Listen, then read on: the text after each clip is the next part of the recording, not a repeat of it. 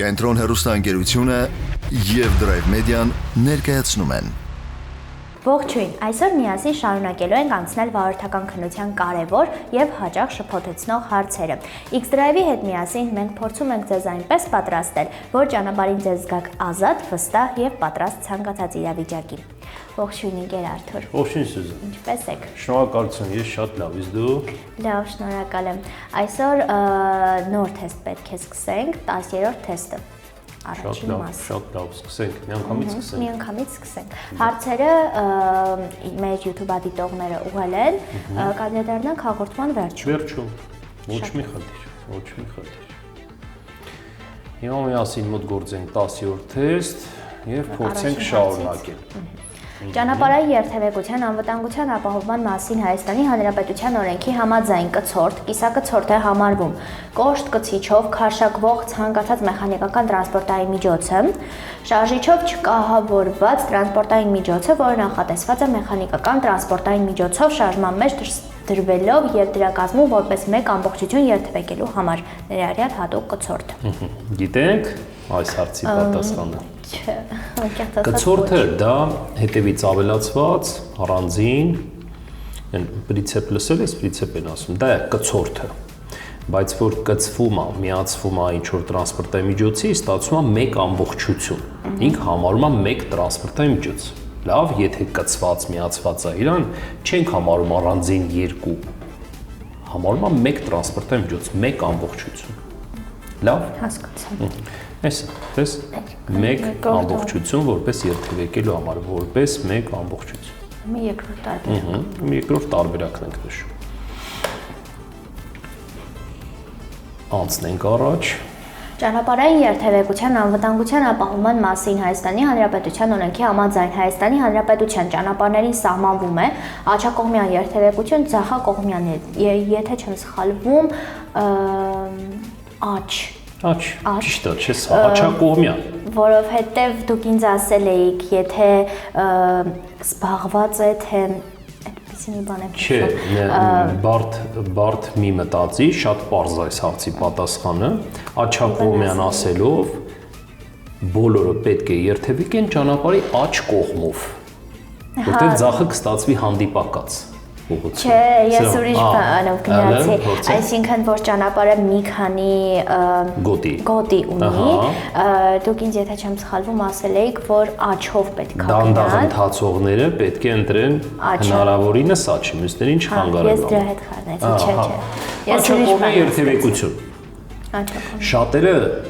շփոթում են նախ դու գիտես մեր հանրապետությունում կան տրանսպորտային միջոցներ, մեքենաներ, որոնց ղեկը գտնվում է ոչ թե ձախ կողմում, այլ աջ կողմում։ Բայց ղեկի ձախ եւ աջ կողմի հետ սա կապ չունի։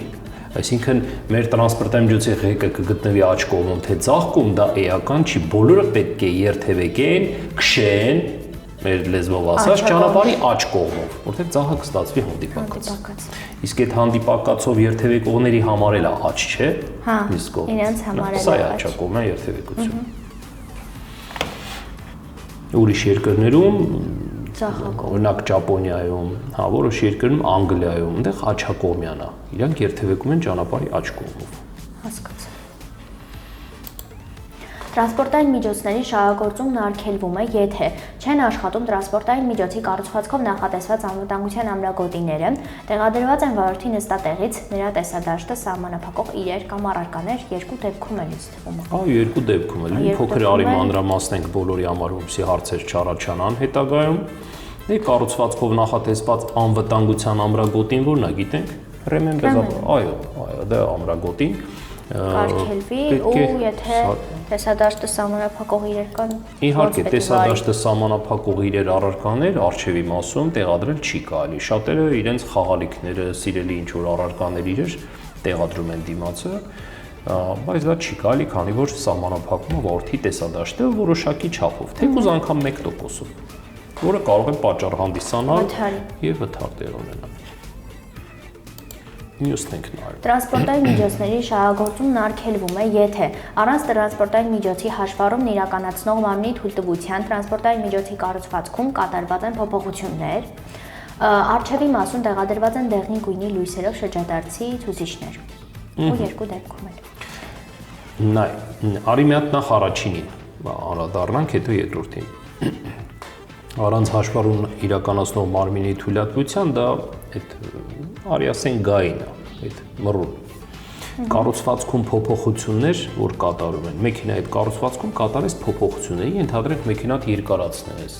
կարճացնես, 2 դռնանի դարձնես, 4 դռնանի դեպքում, այս տանիքը կտրես, հեռացնես, դարձնես կաբրիոլե, սրանք փոփոխություններ են կառուցվածքում, որը թույլատրելի չի։ Այսինքն կարելի է կատարել, բայց առանց հաշվառումն իրականացնող մարմինի թույլատվության դա չի թույլատրվում։ Եթե կթույլատրեն կանես, եթե ոչ, դրա իրավունքը չես ունենա։ Առաջին դեպքում արգելվեց։ Հիմա երկրորդն ենք նայում։ Առաջամասում, արջևի մասում դիմացը տեղադրված են դեղին գույնի լույսերով շրջադարձի ցուցիչներ։ Հիշում ենք շրջադարձ ցուցիչ որն է դա։ Գիշենք մարգատ։ Հա, բաները, թարթիչները։ Թարթիչները ապրես։ Ուրեմն հիշենք, թե առաջամասում եւ թե հետնամասում այդ մեր ասած թարթիչները, այսինքն շրջադարձի ցուցիչները հիմնականում լինում են դեղին գույն, նարնջագույն, դեղին ու նարնջագույնը արի միասին համարենք նույնը։ Դա ֆոնային մի փոքրիկ տարբերություն։ Չի արգելվի։ Ապրես։ Մի բան էլ ստեղ շարունակեմ, հնարավոր է հանդիպի մեզ այդ հարցը։ Առաջամասում դիմացը դեղինի նարնջագույնի փոխարեն կարող է լինել նաև սպիտակ գույն։ Թարթիչները սպիտակ։ Այո, որը նորից թույլատրելի է։ Իսկ հետնամասում, հետևի կողմում, այդ նույն թարթիչները կարող են լինել կարմիր, դա էլ է թույլատրելի։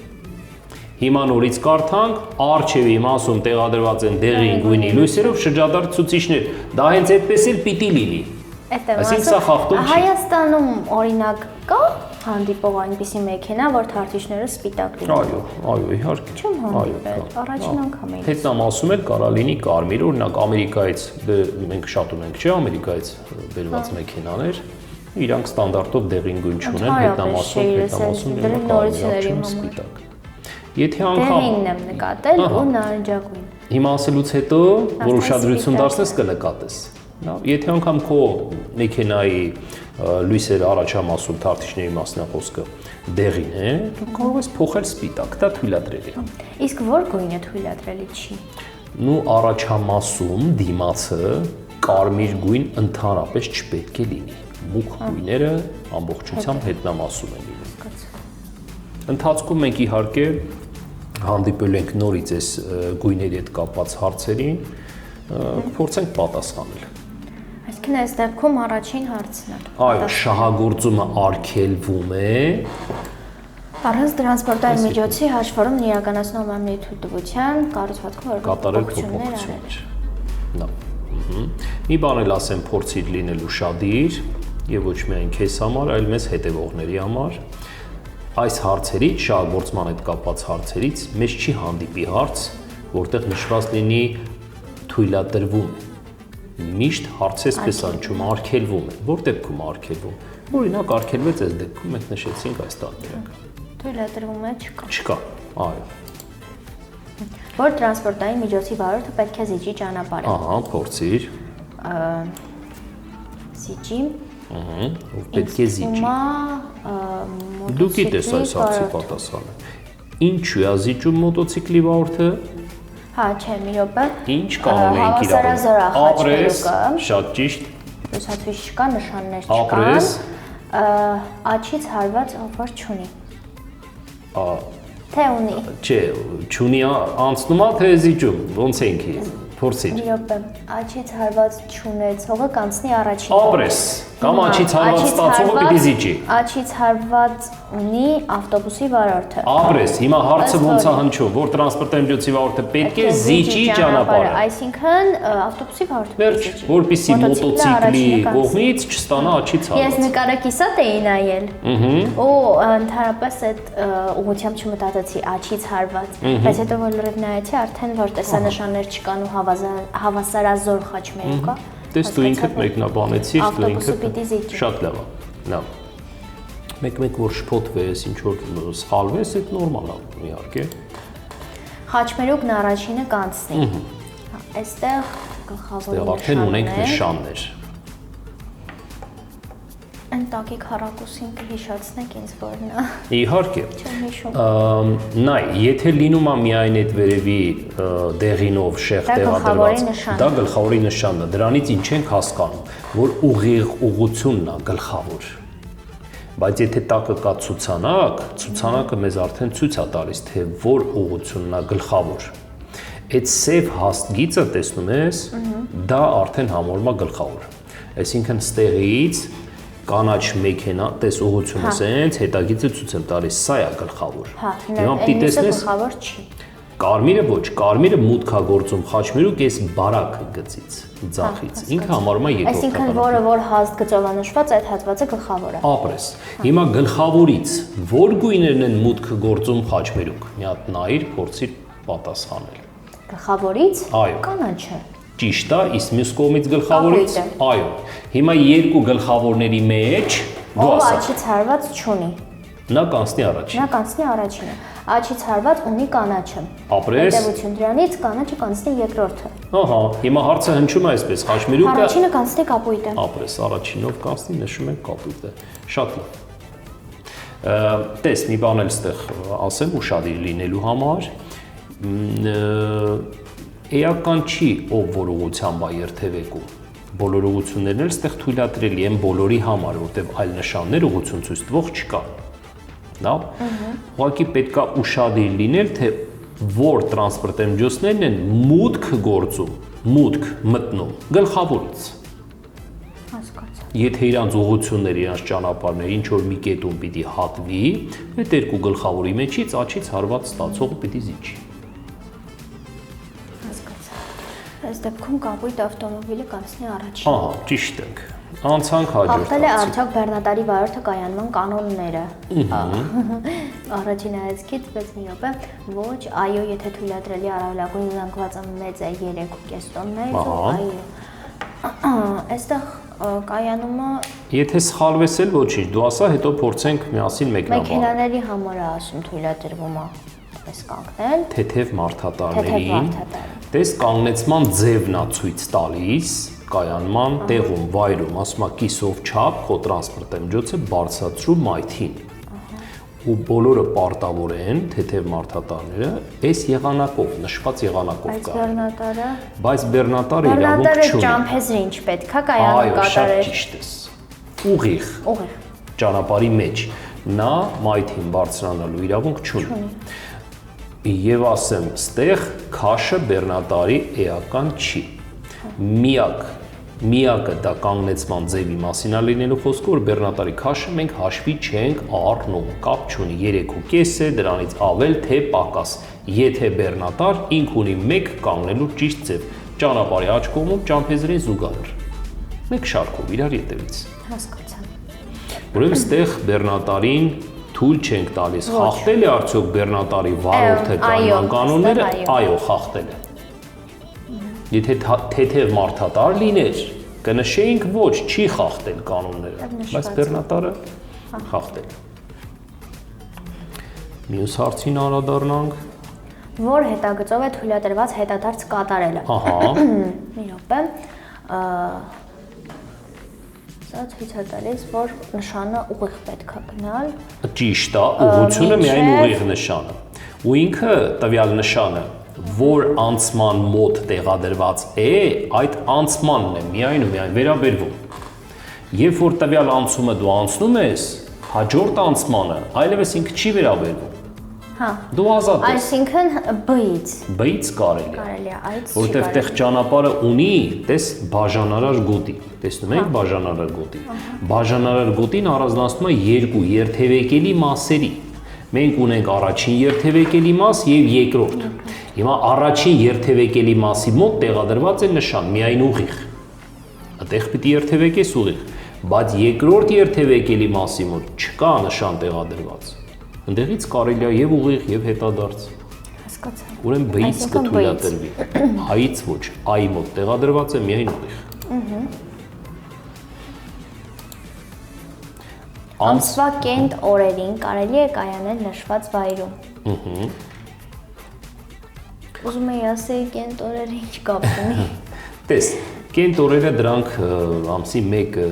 3-ը, 5-ը, 7-ը եւ կան զույգորեր դե 2, 4, 6, 8, 10։ Կայանելն արգելող նշաններն են տեղադրված ճանապարհի եւ աջ եւ ձախ կողմերում։ Մի գծովը կենտորերին արգելում, երկու սպիտակ գիծը արգելում է զույգորերին։ Որ մի ենթադրեն կենտորերին այս կողմը լինի ազատ, զույգորերին մյուս կողմը լինի ազատ։ Բայց այստեղ մի ուրիշ հարց։ Կենտորերին կարելի է կայանել նշված վայրում։ Դուք գիտես, որ օրը համարվում է փոխված, ենթադրենք օրինակ այսօր ամսի 10-ը, չէ՞, ամսի 11-ին, ամսի 11-ը դառնա գիշերը 12:00-ից հետո, ճիշտ է։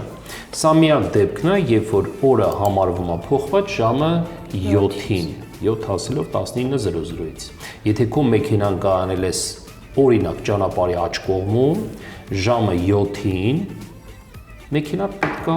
այդտեղից հեռացնես, կամ գոնե մի կողմից տեղափոխես մյուս կողմը, որտեղ օրը համարվում է փոխված։ Լավ։ Ու ուրիշ դեպքերում այս գրաֆիկը չի գործում։ Գործում է այս դեպքում։ Հաջորդ հարցը։ Եվ այսօրվա մեր վերջին հարցը։ Վերջին հարցը։ Հաղորդման վերջին հարցը, որ տրանսպորտային միջոցի վարորդն ունի առաջնահերթ երթևեկության իրավունք։ Ահա։ Ճանապարհային մեքենայի վարորդը, թեթև մարդատար ավտոմոբիլի վարորդը։ Ինչ ես կարծում։ Ինձ թվում է ճանապարհային մեքենայի վարորդը։ Ինչու։ Փարոսիկ կա միացրած։ Ճիշտ ես։ Արի հիմա փարոսիկների մասին։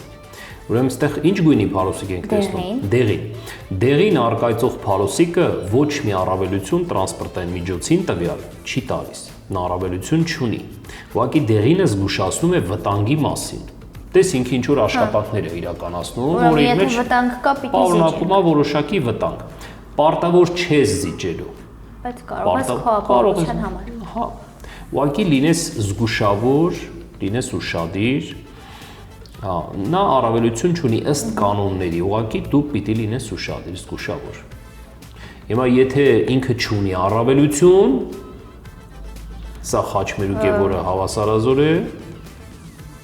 Հիմա որ տրանսպորտային միջոցի վարորդն ունի առաջնահերթ թեթև մարդատարը, քանի որ աչից հարված ստացողը ստեղ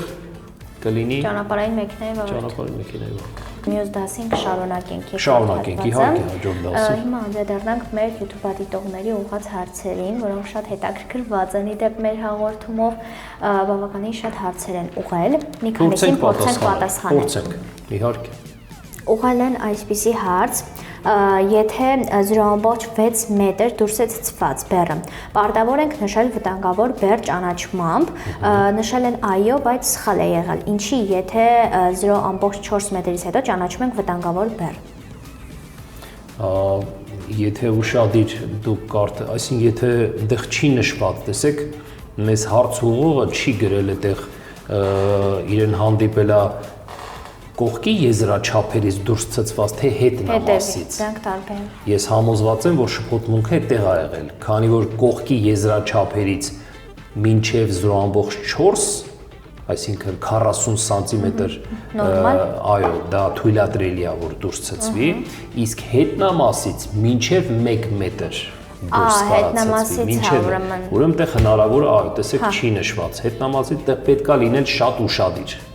Հասկացա։ Կողքի եզրաչափեր թե հետնամաս։ Խնդրել են հակիրճ բացատրեք արջևի հետևի լույսերի գույները, որպեսզի չշփոթեց։ Եթե ավելի հակիրճ, քանի որ ինքը որոշակի ժամանակատար է, ասեմ, առաջամասում բոլոր լույսային սարքավորումները, բոլոր պետք է լինեն դեղին, նարնջագույն, սպիտակ։ Թե որ լույսային սարքավորում ինչ գույն պիտի ունենա, մենք ընթացքում այս մեր որ հետևեն մեր դասերին, դրանց մասին կհանդիպենք եւ կբացատրենք ավելի մանրամասնությամբ, իսկ հետնամասում բոլոր լույսային սարքավորումները պետք է լինեն կարմիր։ Ընդհանրապես հիշեք, որ ազդանշանները, այդ մարգատները, ոնց ասենք, թարթիչները, լինում են դեղին, նարնջագույն, բայց ելի կարա լինի կարմիր։